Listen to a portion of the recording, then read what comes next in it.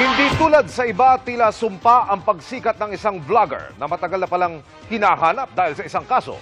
Natuntun siya ng pumayag makipag-collab sa isa palang pulis. Narito ang eksklusibo kong pagtutok.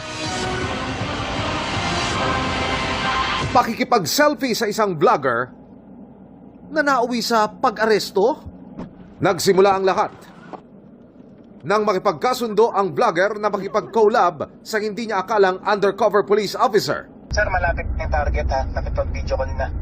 Ang target kasing vlogger, wanted pala sa Tacloban Leyte para sa kasong may kinalaman sa illegal drugs pero nagtatago na ngayon dito sa Pasig. Sinend ng mga pulis sa amin ang larawan ng huhulihin saka binigay ang description nito. Nakaputing t-shirt, naka-cap, tapos may headset, yung may headset, yung parang headband na headset. Copy, sir. Maya-maya pa, dumating na ito sa area na naka-live at may ka-video call pa. At gaya ng napagplanuhan, nilapitan muna siya ng mga nakasibilyang pulis na kunwari magpapa-selfie. Nang makakuha ng tiempo ang mga pulis, wala napapalag.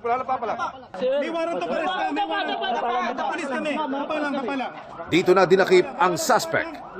Kasong drug pushing at illegal possession of dangerous drugs. Ang dating hinaharap ng suspect pero nakipag-plea bargain siya kaya't ibinaba ang kaso.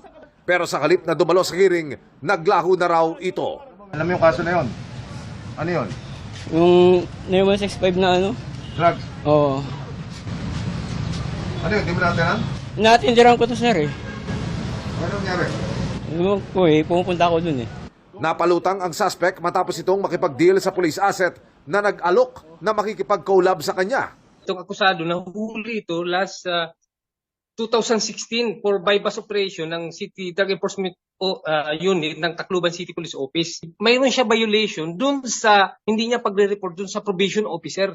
So napakalaking kasalanan niya. Dito pala siya sa Maynila nagtago at natutong mag-vlog.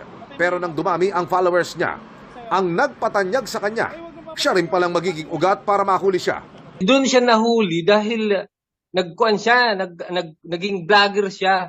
Bali yung pangalan na ginamit niya is Jason Go. Nung nag-share siya ng mga video, doon siya natuntun ng ating mga kapulisan. Para sa GMA Integrated News, Emil Sumangil, nakatutok 24 oras.